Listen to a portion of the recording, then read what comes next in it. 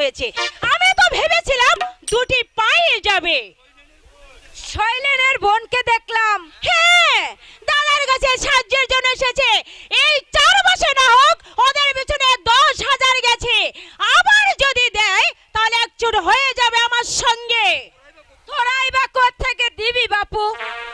এক ছেলে দার্জিলিং এ পড়ছে, তার পিছনে 1 গাদা খরচ। 3-3টে মানুষ বসে বসে খাচ্ছে, তার জন্য ফালতু টাকা খরচ। আমি তোমাকে অনুরোধ করছি মা, এদের সংসারের মধ্যে তুমি আর কথা বলতে এসো না। সাহায্য করো আর না করো সে বুঝবে শৈলেন। তুই থাম তো বাপু, আমার মেয়ে জামাইয়ের ভালো মন্দ আমি দেখবো না? কথায় বলে নিষ্কর্মা শ্বশুরের বচন মিঠে, বসে বসে খাচ্ছি দোল পিঠে। কেরানিগিরি করে যা পেয়েছিল মেয়ে বিয়ে দিতেই তো চিত্তির। তুমি বড্ড বাজে কথা বলো মা। তোমার মেয়ের জন্য তোমার যতখানি মায়া, ওদের মেয়ের জন্য ওদের প্রাণেও ততখানি মমতা। তাছাড়া অনন্তের এই দুর্ভোগের জন্য দায়ী তো শৈলেন। কি বলছো দাদা? তোমার ভগ্নিপতি অনন্ত যেদিন গাড়ির সামনে, চলন্ত গাড়ির সামনে ঝাঁপ দিতে গেল, শৈলেনই তাকে উত্তেজিত করেছিল। কোন এক দুর্বল মুহূর্তে সে কথা বলেছে শৈলেন। কিন্তু গরিব আত্মীয় স্বজনদের সাহায্য করা উচিত। হঠাৎ ধন সম্পদ প্রাপ্তিতে শৈলেনের মতিগতি বদলে যেতে পারে। তুই তো অর্থ সম্পদ নতুন দেখছিস না শর্মা।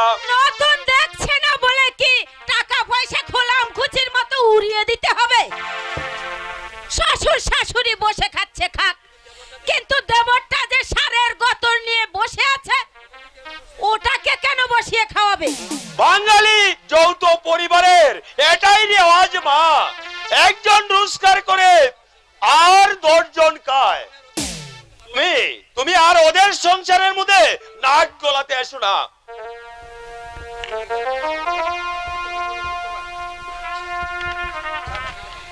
আমাকে নয়, দাদাকে দাও। চা নাও দাদা।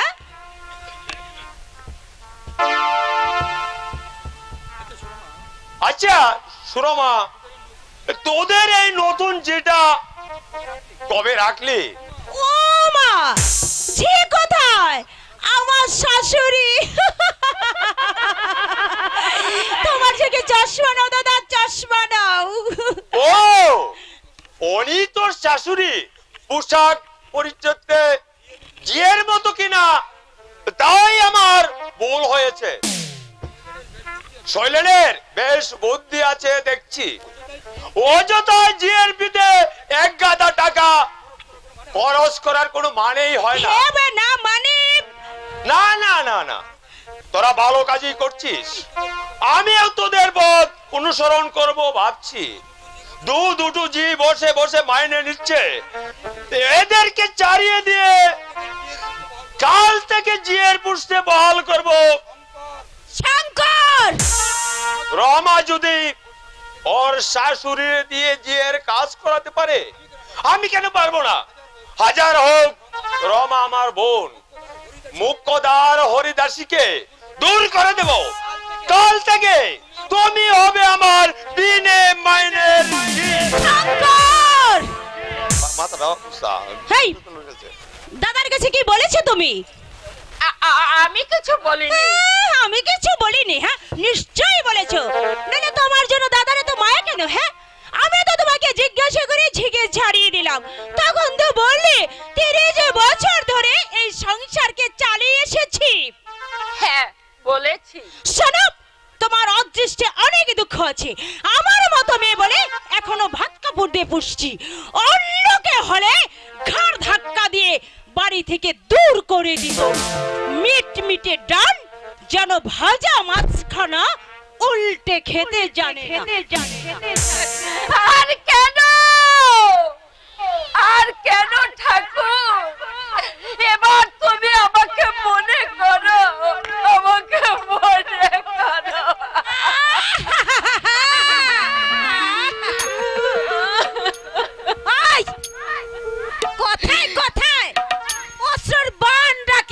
দিচ্ছ? হ্যাঁ, বলি কবে তুমি ভালো কাপড় চোপড় পরেছিলে? আজ না হয় আমার মেয়ের দৌলতে দুমুঠো খেতে পড়তে পারছো, আগে কি ছিল তোমাদের? মরণ দশা। বিয়ান কথাই বলে পেটে নেই ভাত, বেরাসে মাঝে দাঁত, ঘাটে নেই ইন্দি, বজরে গোবিন্দি। আমার মেয়ের পরাণে দয়া মায়া আছে বলে এখনো তোমাকে তেলে ঝোলে খাওয়াচ্ছে, নইলে ভিক্ষে করেও তোমার অন্ন জুটত না। মরণ দশা। ওগো ঠাকুর, আমার জন্য কি এতটুকু জায়গা তোমার কাছে নেই? দয়া করো ঠাকুর, দয়া করো, এবার তুমি আমাকে দয়া করো। ছেলে বিয়ে দিয়ে আমি সুখ চেয়েছিলাম, সুখ একেবারে তেলের মতো গড়িয়ে পড়ছে। শান্তি রাখবার জায়গা আমি কোথাও খুঁজে পাচ্ছি না, কোথাও নেই, কোথাও নেই, কোথাও নেই।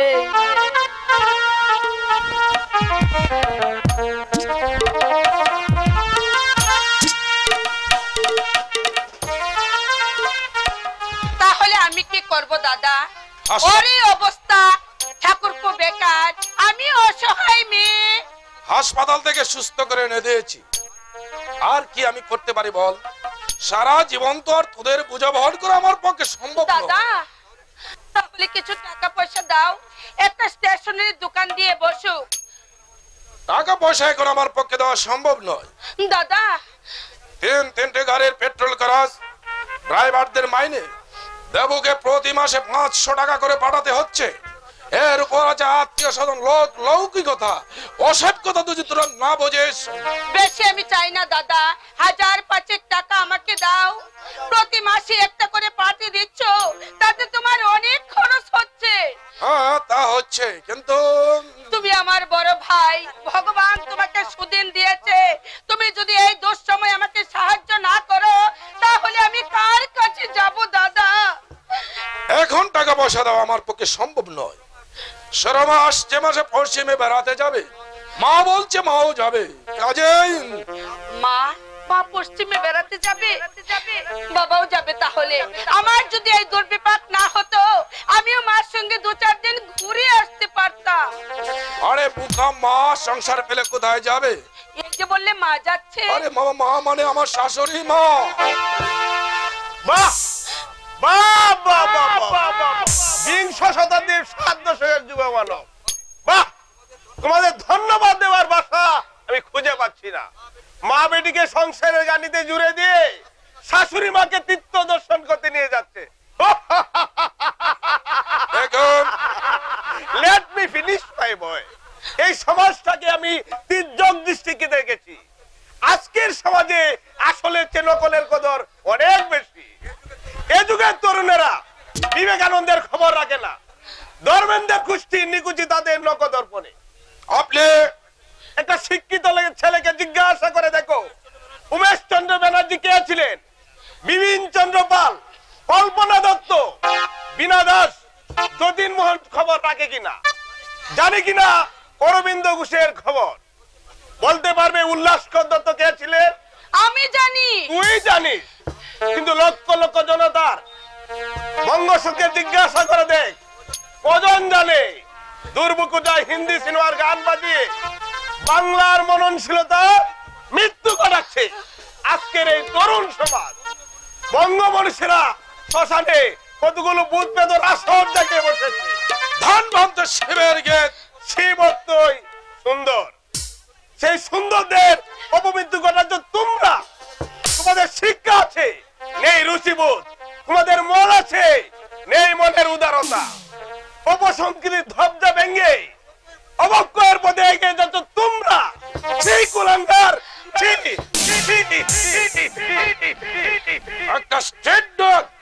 আমি তাহলে কি করব দাদা? বললাম তো এখন টাকা পয়সা দেওয়া আমার পক্ষে সম্ভব নয়। আমি কি তাহলে উপোস করে মরবো?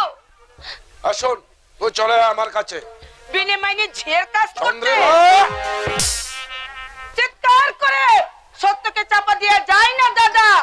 তোমার মনটাকে জিজ্ঞাসা করে দেখো, মাকে তুমি কি অবস্থায় রেখেছো? চন্দ্রিমা চিৎকার করে সত্যকে চাপা দেওয়া যায় না দাদা। তুমি বুকে হাত দিয়ে বলো তো, বিয়ের আগে তুমি যা ছিলে আজও কি তুমি তাই আছো? তোমার মানসিক পরিবর্তন হয়নি। দূর হয়ে যা, যা আমার চোখের সামনে থেকে তুই দূর হয়ে যা। তোর মতো বোনের মুখ দেখতে আমি আর চাই না। সারাটা জীবন তোর জন্য স্নেহ মমতার অপচয় করেছি দাদা। তোকে শুধু লেখাপড়ায় শিখাইনি, নাচ গানও শিখিয়েছি, নিজেরা কষ্ট করে তোর বিয়ের রসদ জুগিয়েছি। অথচ তোরা তো বেঈমান। তোমাদের বংশটাই হচ্ছে অকৃতজ্ঞ। শোনো, তোমার ভাই আমার মাকে জানা তাই বলে অপমান করলে আমার মা গাতে গাতে মারে চলে গেল। সুরমা আমার মা নাকি তোমাদের সংসারটাকে ভেঙে টুকরো টুকরো করে দিতে চায়। আমার মায়ের মুখে নাকি বিষ আছে। এসব কথা শুনে কে বলেছে মাকে সব কথা? আমি জানতে চাই শর্মা, কার এত বড় সাহস যে আমার মাকে অশালীন ভাষায়? আমি বলেছি দাদা। বলেন। চন্দ্রিমা তোমার বোন, তাকে সাহায্য করো আর না করো সে বুঝবে। তুমি বাইরের লোক এখানে নাক গলাতে আসবে কেন? শুনছো তার কথাগুলো? শুনছো আমার মা নাকি বাইরের লোক। আমি তোকে সাবধান করে দিচ্ছি নরেন, দাদা আমার ভাত যদি খেতে হয় তাহলে আজে বাজে কথা একদম বলবে না। মাকে আমি দেবীর মতো শ্রদ্ধা করি। মাকে নয় দাদা, মাকে নয়, বলো শাশুড়ি মাকে। মাকে তো রাধুরি করে পাকাপাকি জিয়ের পুষ্টে বহাল করে দিয়েছো। সত্যি দাদা, তোমাকে ধন্যবাদ দেওয়ার ভাষা আমি খুঁজে পাচ্ছি না। সত্যি তুমি মহাপুরুষ। Get out! I say get out, rascal! এই মুহূর্তে তুই আমার বাড়ি থেকে বেরিয়ে যা। দাদা কোনো কথা নয়, এতদিন আমি ভস্যে ঘি ঢেলেছি, তোর যেখানে খুশি সেখানে চলে যা। দুষ্ট বলদের চেয়ে আমার শূন্য গোয়াল অনেক ভালো। এই মানু ভাই থাকার চেয়ে না থাকার ছেড়ে দিচ্ছে। বৌদি বিয়ে করেছি আজ 15 বছর। এই 15 বছরের মধ্যে ওকে একটা দিনও শান্তিতে থাকতে দিসনি। অথচ আমার এই সৌভাগ্যের মূলে আছে ওর অক্লান্ত পরিশ্রম। বেহাইয়ের মতো এখনো তুমি দাঁড়িয়ে আছো। আমাকে কে এমন কথা বলে না? আমি গলায় দড়ি দিতাম। নির্লজ্জ আমি অনেকে দেখেছি, বুঝেছো? কিন্তু তোমার মতো বেহায়া আমার চোখে একটাও পড়েনি।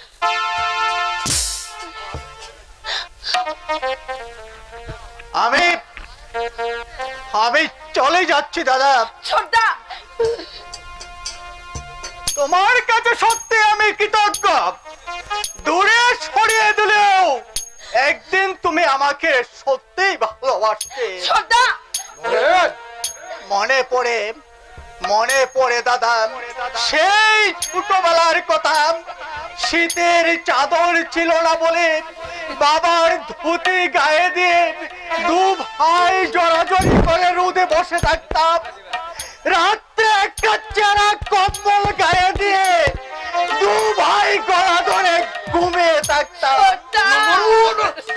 চৌধুরীদের মন্টু আমাকে চর মেরেছিল বলে ইট মেরে তুমি মন্টুর মাথা ফাটিয়ে দিয়েছিলে। কোথায় কোথায় হারিয়ে গেল আমার সেই ছোটবেলার দাদা? কে কে তাকে আমাদের বুক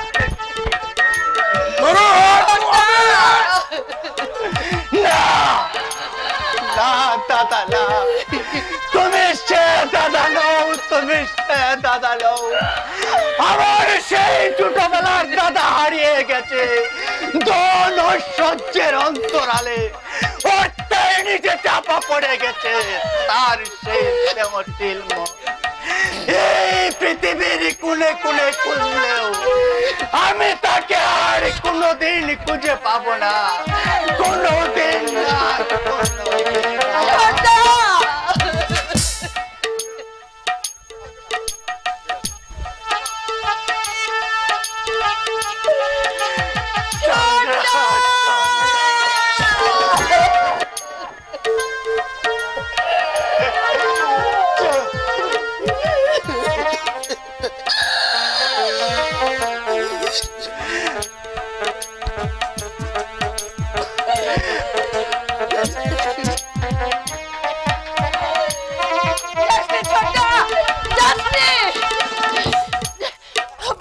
তুমি ছোটটাকে ফেরাও, ও বড় অভিমানী, তুমি ডাকলেও চলে আসবে।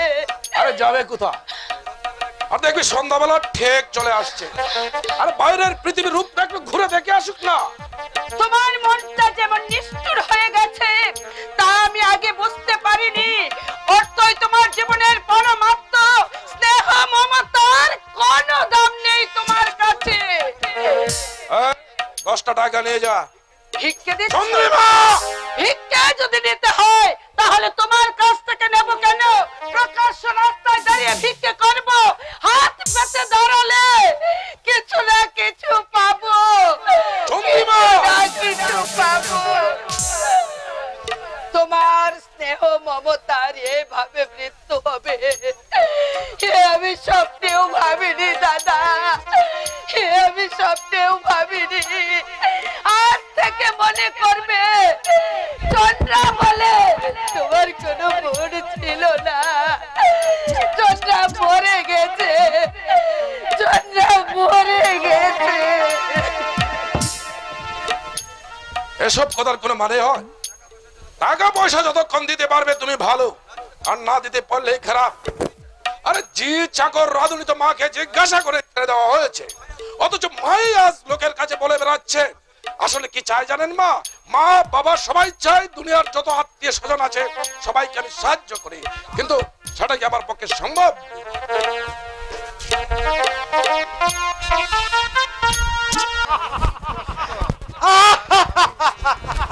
বাড়িটাকে যেন একেবারে নরককুণ্ড বানিয়ে তুলেছে শালা।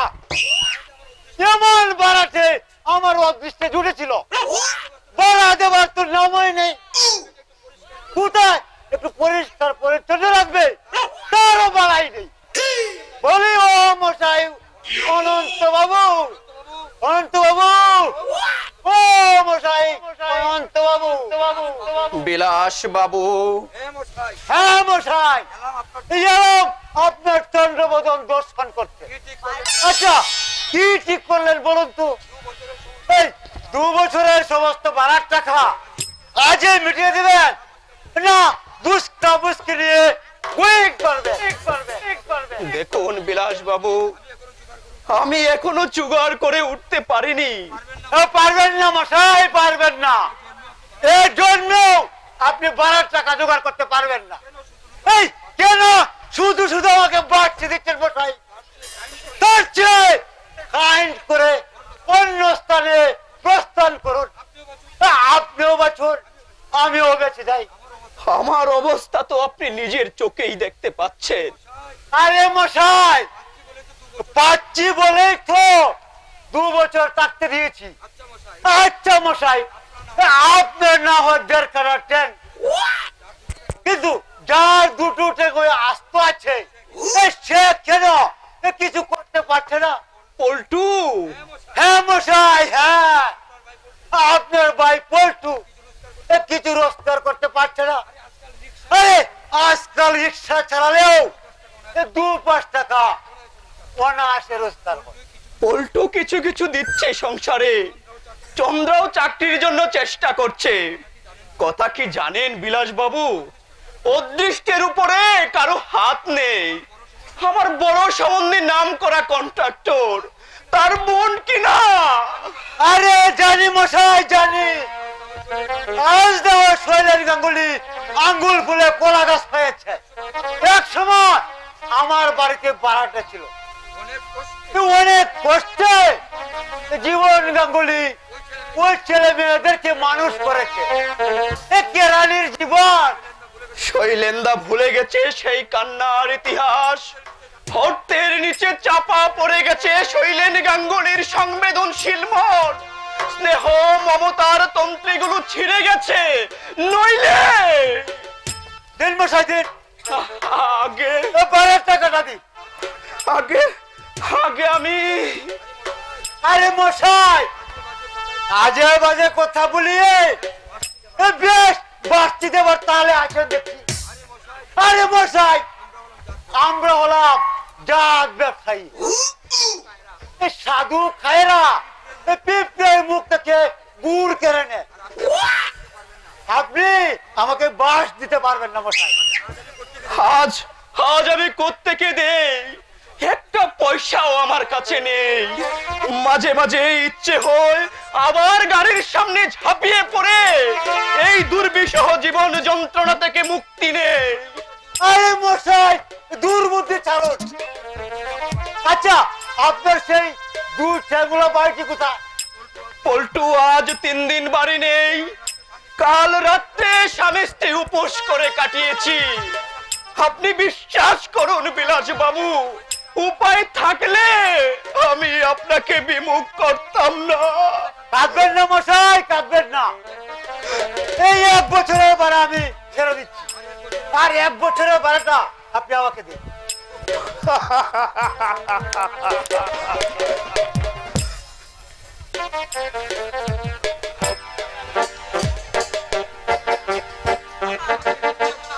আপনি নিশ্চয়ই এতটা আশা করতে পারেননি বিলাস বাবু। হা করে কি দেখতেন মশাই? জাল নয়, আসল আসল। কথা কি জানেন? টাকা পয়সা উঠছে, একটু চালাকি করে পকেটস্থ করে নিলেই হয়। আরো আছে দেখবেন, এই দেখুন।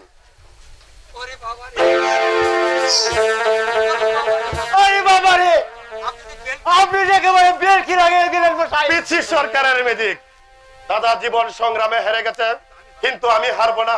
এই সমাজের বুকে মাথা উঁচু করে বাঁচতে চাই, মানুষের মতো সসম্মানে বাঁচতে চাই। পল্টু, কিছু বলবে দাদা?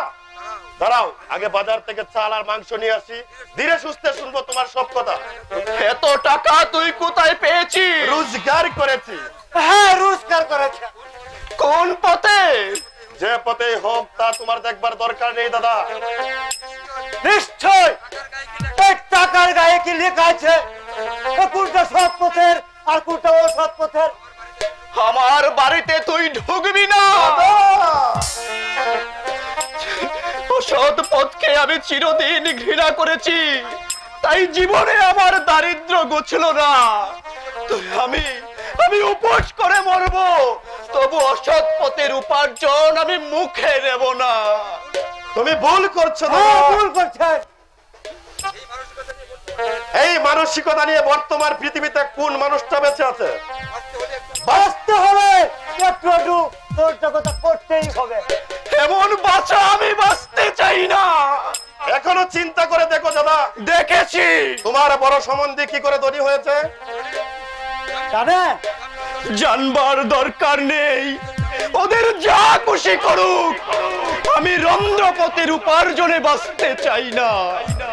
তুই কি আমাকে চিনিস না পল্টু? তুই কি আমাকে জানিস না? আমি উপোস করে মরতে প্রস্তুত, তবু অসৎ পথের উপার্জন আমি কোনোদিন মুখে নেব না। বেশ, তাকো তোমার। তুমি মানদাতা মনে বস্তা পচা আদর্শ নিয়ে তোমার নীতি বাক্য শুনে আমার পেট ভরবে না। আজকের সমাজের কোন রূপটা সৎ আছে বলতে পারো? সাধুতা দেখাতে গিয়ে তুমি শুধু পরে পরে মার খাচ্ছ না, বৌদিকেও তিলে তিলে হত্যা করছো। বৌদি ভালো বংশের মেয়ে বলে তোমার ঘর সংসার নীরবে সহ্য করে করতে, অন্য কোনো মেয়ে হলে তোমার ঘর সে করতো না। আদর্শর বলিতে মন হয়তো মরতে পারে দাদা, কিন্তু পেটের জ্বালা বিবেকের নীতি বাক্য মানে না দাদা। বিবেকের নীতি বাক্য মানে না।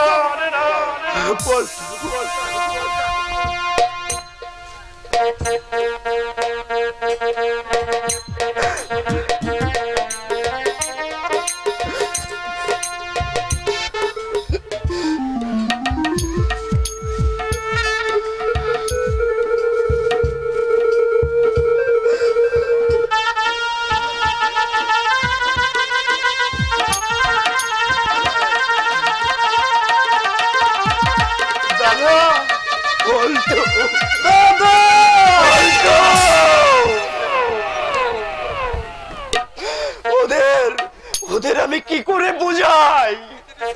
পৃথিবী শুদ্ধ মানুষ হয়তো অসৎ, কিন্তু আমি কেন মহৎ হব না? বাধা কোথায়? ইতিহাস বাবু।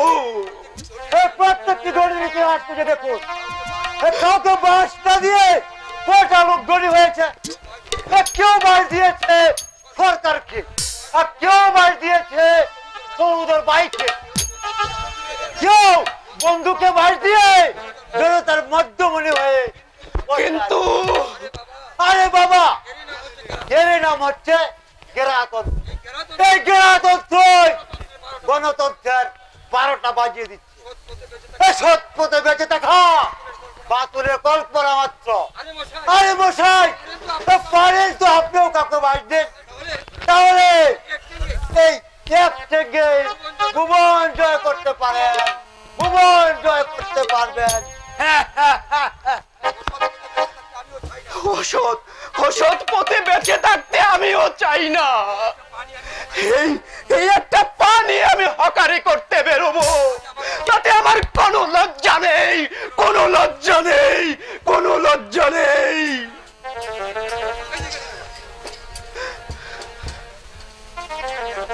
কি দেখছো মন করে? তোমাকে। তাই বুঝি? আমাকে বুঝি নতুন দেখছো? সকালে সকালে বাড়ি থেকে বেরোলে ময়লা শাড়ি পরে, ফিরে এলে রাজরানীর বেশে। আমি ঠিকই বুঝতে পারছি না চন্দ্রা, কি করে এটা সম্ভব হলো?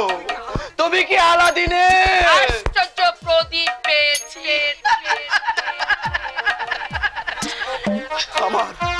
আমার ভয় করছে চন্দ্রা। একটু আগে পল্টু এসেছিল টাকার বান্ডেল নিয়ে, আমি ওকে তাড়িয়ে দিয়েছি। পিতৃমাতৃহীন ভাইকে আমি ক্ষমা করিনি, তুমি ওকে পল্টুর মতো। না, আমার টাকায় কোনো কালেমা নেই। জানো, আজ একটা চাকরি পেয়েছি, 2 মাসের অ্যাডভান্স টাকাও নিয়েছি। তুমি চাকরি পেয়েছো চন্দ্রা? সত্যি তুমি চাকরি পেয়েছো? হ্যাঁ গো হ্যাঁ, একটা প্রাইভেট ফার্মে বেলা 4টা থেকে রাত 12টা পর্যন্ত ডিউটি করতে হবে, মাইনে 400 টাকা। অবশ্য উপরি আয়ও কিছু আছে। এই কাপড় গয়না ওরাই দিলেন, গয়নাগুলো অবশ্য নকল। কিন্তু রাতের বেলায় কাজ। তাতে কি হয়েছে?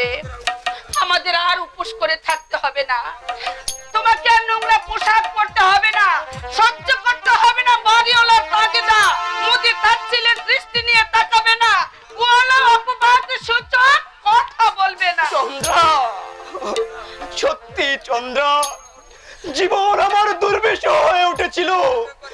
একবার ইচ্ছে হতো আবার গাড়ির সামনে ঝাঁপিয়ে পড়ে এই দুঃসহ গ্লানি থেকে আমি মুক্তি নেই। কিন্তু আজ ভাবছি ভগবান সত্যি আছেন বুঝি। তুমি কাঁদছো চন্দ্রা? তুমি আমাকে ভুল বুঝো না গো। হে চোখের জল দুঃখের নয় আনন্দে। 2 বছর আগে আমি দাদার কাছে গিয়েছিলাম সাহায্যের জন্য। দাদা আমাকে 10টি টাকা ভিক্ষে দিয়েছিল।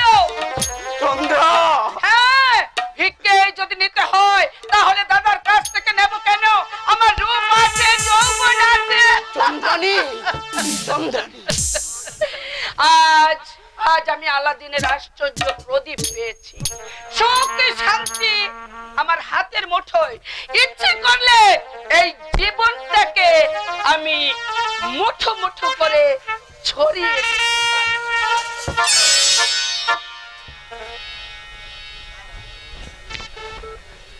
সত্যি ভগবান আছে, নইলে চন্দ্রিমার চাকরি হতো না। এ যুগে ছেলেদের চাইতে মেয়েদের সুযোগ অনেক বেশি। কিন্তু বেলা 4টে থেকে 12টা পর্যন্ত কাজ, খুব কষ্ট হবে চন্দ্রিমার। কিন্তু বেঁচে থাকার উপায় যখন নেই, এতটুকু কষ্ট তো সহ্য করতেই হবে, এতটুকু কষ্ট তো সহ্য করতেই হবে।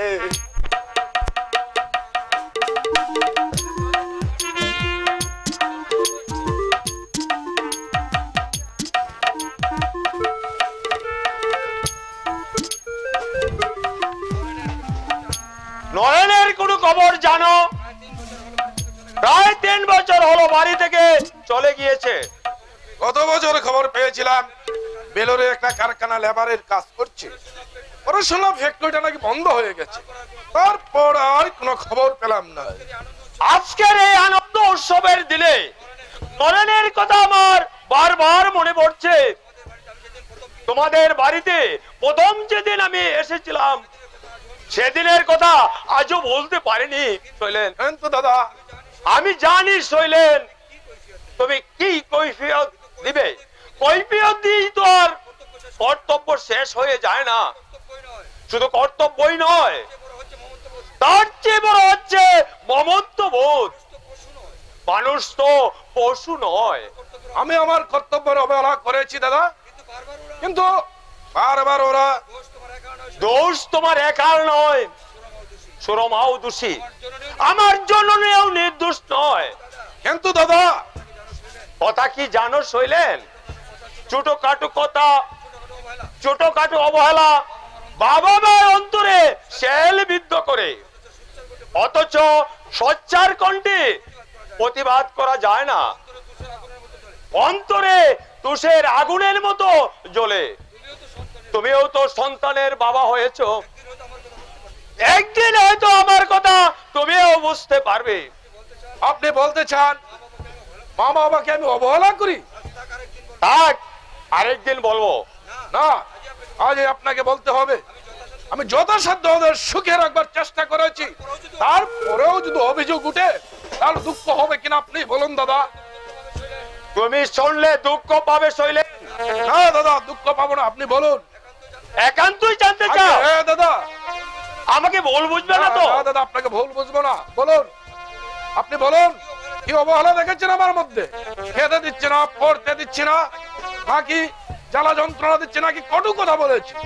তোমার মায়ের জ্বর তুমি জানো? না, আমি ঠিক বলতে পারবো না। তোমার বাবার হাঁপানির খবর রাখো? দেখো, আমি বাইরে বাইরে ঘুরি, ওরা যদি মুখ ফুটে কিছু না বলে তাহলে আমি কি করে বুঝবো? কতদিন তোমার মায়ের খোঁজ নেওনি? এই তো গত পরশুদিন দেখলাম রোদে বসে থাকতে। অবশ্য আমি কিছু জিজ্ঞাসা করিনি, কারণ ব্রেজ দলের কাজটা তাড়াতাড়ি সারতে না পারলে। দাদা, তুমি কি মানুষ?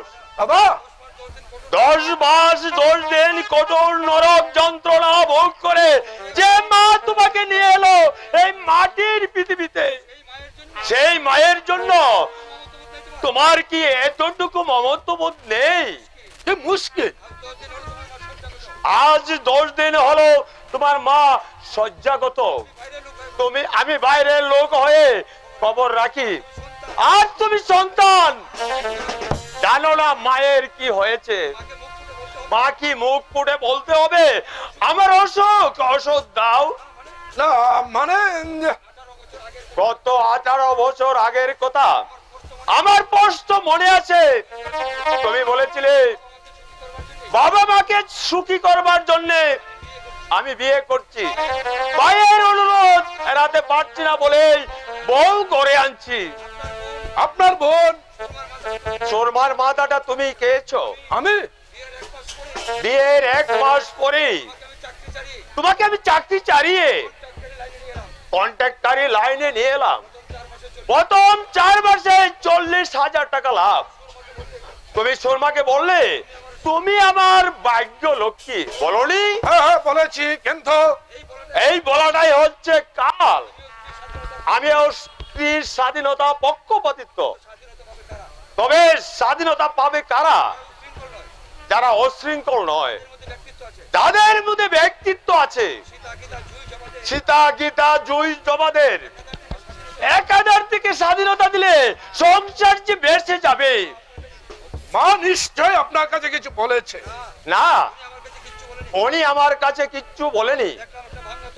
দেখলাম একটা ভাঙ্গা তক্ত পুষে চিরা নোংরা একটা তোষক পাতায়